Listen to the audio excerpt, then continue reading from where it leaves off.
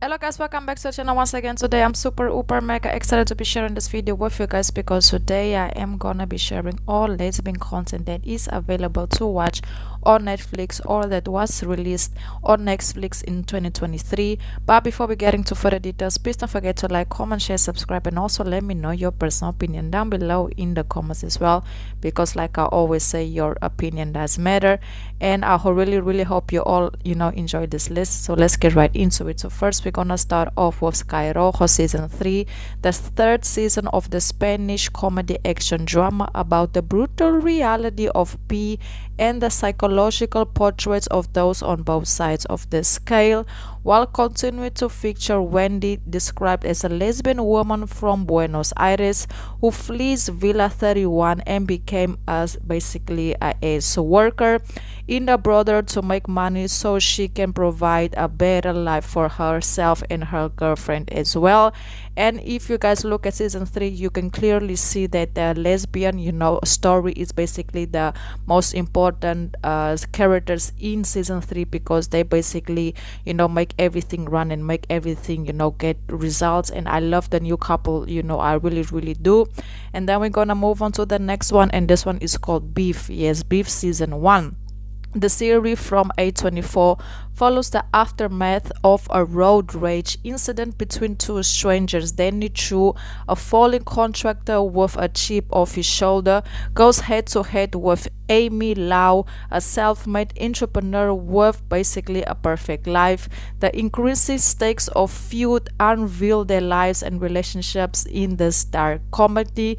The deeply movie series queer actress Maria Bello plays billionaire character Jordan. Yes, I actually have done a review regarding it. Like, this show is very intense, it's very graphical, so if you guys would like to know more, I would 100% recommend you all to go ahead and watch it. And then we're gonna move on to the next one, and this one is called Welcome to Aiden season 2. The Spanish language series returned to the rebellion being spark of Aiden. There were a few queer and trans characters in the first season, including trans DJ Mayaka, lesbian Belle, and the lead character Zoe, who is bisexual. The two had a very difficult season, very emotional, and the fact that they made it through, especially because of how things was at the last episode, it really got my heart tight. But hey, at the end of the day, it got laid off in a good way. Hopefully there will be a season 3, because I feel like there's still a lot that needs to be revealed. And then we're gonna move on to the next one, and we have Familia. Also, this one is actually a movie. Leo, the family patriarch who lives alone with his son Benny, brings his whole family together once a month to catch up over a meal hosted in a rebuilding landscape. And this time he wants to talk to his 3 daughters about the future of his olive farm. One of those daughters is pregnant and won't say who the father is, and she also brought her possible girlfriend to the farm, and maybe her girlfriend, so we don't know how this actually ends, because I haven't had the opportunity to actually go ahead and watch it, but I will definitely be tuning into it. And then we're gonna move on to the next one, and this one is called Queer Eye season 7. If you ever ask yourself, when will the Fab 5 go from biggest to Ben Hears and bring some sparks and sass to New Orleans, have got some great news for you. It's May 12th. This was actually released on May 12th. The second episode will feature a lesbian named Stephanie. So if you guys want to see how they go ahead and make her over and just do the whole process, I would definitely 100% recommend you also go watch basically the second episode of season 7, so get that whole aspect of it. And then we're gonna move on to the next one, and this one is called Fanfic, also released in 2023.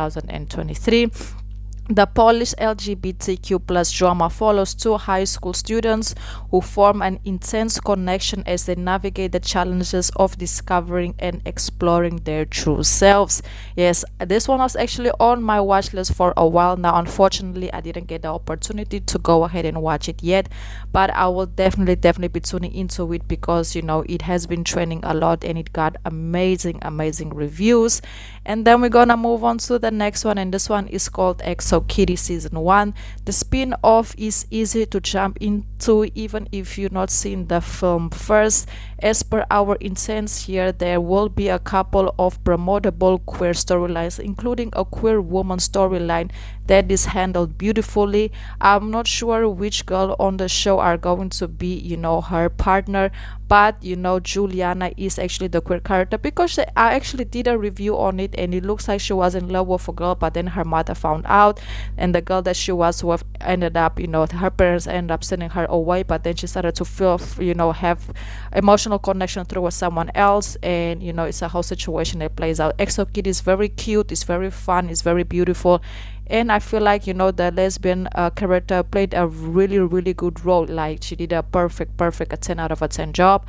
And then we're gonna move on to the next one. We have, in this case, Valeria. The Spanish comedy drama has a lesbian character, Nerea, who still's looking for the right forever girl and employing a dating profile to help her get there. The two fall in love at the point they were on the same page. Actually, Nerea ends up falling for Georgina, but things were complicated because they'd have decided just to have an intimate relationship, but then Nerea went on and had something with someone else, and that didn't sit very well with Georgina. But at the end of the season, you can see that they finally found a common ground on how to make that relationship work, and that's all that matters. And then moving on to the next one, we have Survival of the Thickest, season 1. In this A24 series, Mavi is a recent single stylist attempting to rebuild her life after putting all of her eggs in one man's basket. She works with her friend and relative to solve her problems with body positivity, attitude, cute v-neck, and some lip gloss. Mary and Kali are kissing in the trailer, and it's actually to be known that one of her friends, who is very successful woman, she's actually, in this case, queer or bisexual, something like that in this matter, and she actually ends up, having a situation with a girl that had someone. I'm not 100% sure if this show will have a season 2, but if it does end up having a season 2, I really would like to see more of her character come to light, and to see more of her private life as well, and her relationship as well. And then we're gonna move on to the next one, and this one is actually called Everything Now, season 1. The British show created by a 22-year-old River Park centers of Mia, a queer 16-year-old just out of eating disorder recover, who returned to school to see that her friends changed since she left. To keep up with their bed hopping and drinking, she creates her own bucket list of potential thrilling and terrifying experiences. I'm very excited to see that this one might return for a season 2, because Mia did an excellent job when it comes to this character.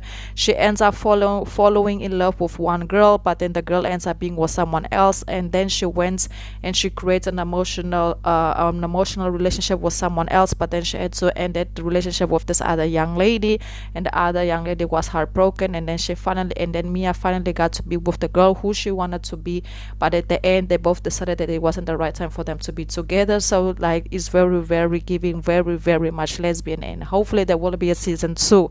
And then we're gonna move on to the next one, and this one is actually called Heartstopper season 2, one of my favorite shows of 2023, of how deeply it warmed the delight my heart. So basically, it's back for season 2, in which events will likely involve eating ice cream, and definitely will be involving into the prom and taking a class trip to Paris. Nick will be struggling to figure out how to come out and make his love with Charlie public, and Elie making new girl pals or trauma sister school, including our favorite lesbian character Tara and Darcy. Yes, I just love this young couple. I feel like the way they came together and the way they are confident and making their situation works is definitely a 10 out of a 10. So Heartstopper is really one that you have to go ahead and watch. And then we're gonna move on to the next one, and this one is called Happy Ending. This one is actually a movie. This Dutch film finds Luna and Mink 1 year into their relationship, when Mink, unaware that his girlfriend has been faking or this whole entire time. Luna's friend basically tell her that she can spark things up between them and invite someone into her bedroom. So that's what she actually ends up doing. She ends up inviting a third woman into their bedroom, and things just got super complicated, because in this case Luna she started to feel a type of attachment towards this woman because this woman was able to make her do stuff that her boyfriend couldn't. So things got very complicated, very toxic, very intense, and I actually have done a review regarding it just in case you all want to know more information about it. And then we're gonna move on to the next one, and this one is actually called The Fall of the House of Asha. This is actually a limited series.